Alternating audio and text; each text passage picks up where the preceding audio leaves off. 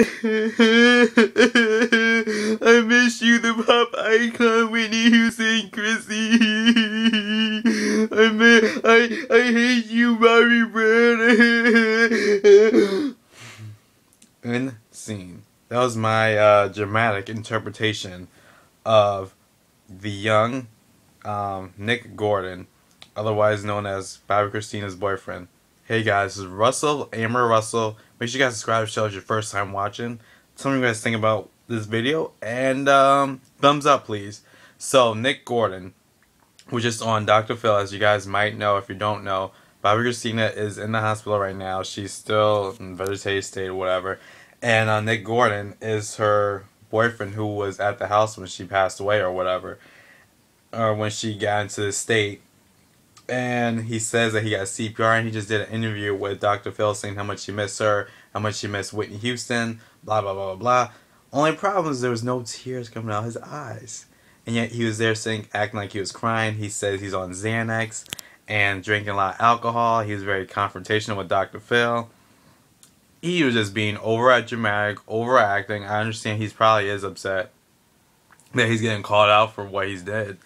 And, you know, his mom was there. She was talking about how him and Whitney and Bobby will all go to, Bobby Christina, they all will go to rehab together.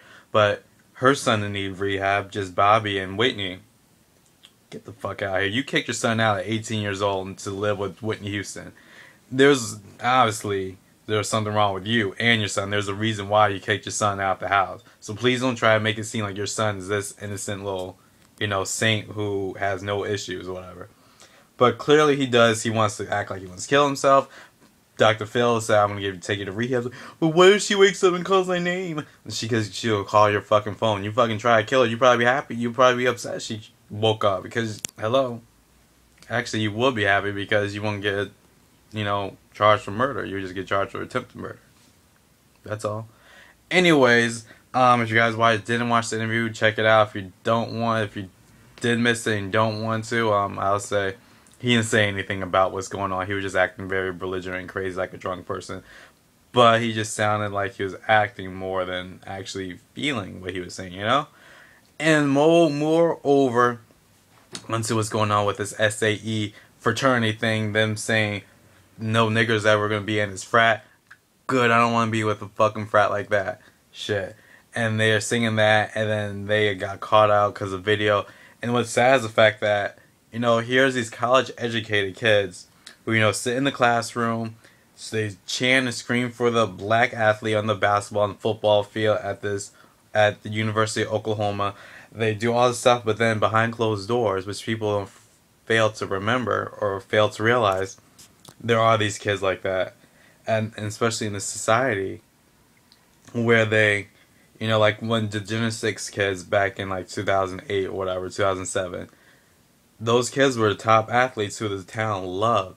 Until this incident happened, they were loved by everyone. But as soon as the, you know, whatever happened, I forget what happened with gymnastics, but as soon as the incident happened, everyone turned their back on them. They're like, they only love you for when they need you.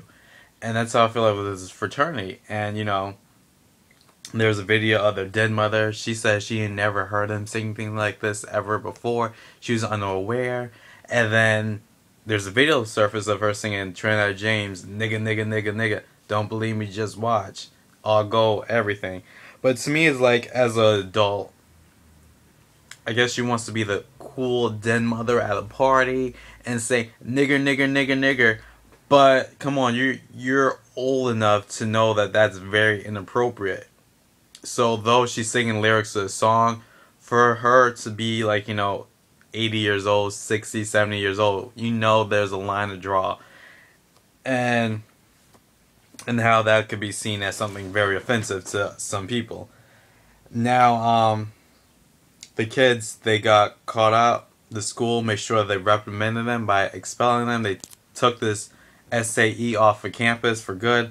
And you know, if you ever did your research or knew anything about this fraternity, they have had a lot of run-ins at different universities where they got students suspended or students expelled, or the whole entire chapter was taken off the campus. So maybe there should be some looked into about this fraternity, SAE, where they continue to have these different incidents where their members continue to have these incidences on campuses where they got kicked off or in some type of trouble. Now, looking at this, if this video never went viral, we would have never known what these kids thought about black people. And some people might say it doesn't really matter, it's just a small group of people, but here are these kids who may very well might be next governor of a state, a senator, a judge, a police officer. With these mentalities, who's to say that their mentalities will not change and that their thought process will not change and that they will continue to think this way, and when they have a black person in front of them, they feel as though they're not worthy of being part of society and lock them up, or see them at a job interview and say, nah, you're not welcome in this position, but, offers them a lower position or offers them the interview, but don't, let them get the job. And so to me, it's like you have these people who you will want to have a better understanding and a better, way of thinking, go to these schools and become someone with power. But then you see these kids, and those kids are the ones being shown as like how many other people are out there who are in the dark with these same thought processes as these kids who have not come to light. And what I had to do, I had to applaud the school for their quickness of seeing the video, finding the students, getting them expelled, getting the chapter kicked off of the college campus, and really showing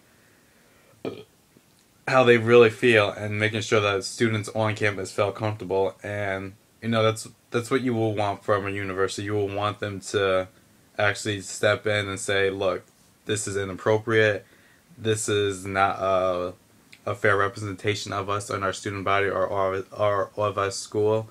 And so I'm happy that the school actually stepped in and actually did something about this. And you guys, let me know what you guys think about SAE. Do you think that their apologies genuine, or do you think that they only apologize because they got caught out? At the end of the day, I'm happy that they're expelled and that maybe they won't be something important in society in the near future. And hopefully they'll teach people, thinking like this isn't right. But we all know that's not going to change. And these mentalities and ways of thinking are continuing to be passed down every single day. As I was watching something on TV, Discovery Channel, about the KKK and a 10-year-old being upset that two cartoon characters, one white, one black, kissing each other. And the mom saying, yeah, that's called interracial dating or whatever. And so this is Russell, AmbeRussell. How you guys thinking about the whole situation with Bobby Christina? Do you guys believe Nick Gordon? Do you guys believe Bobby Brown's trying to keep him away from her or whatever? Or you think he's just a guy who killed someone who's upset that he might get caught out? And what do you guys think about what's going on at SAE? Thanks for watching, guys. Peace.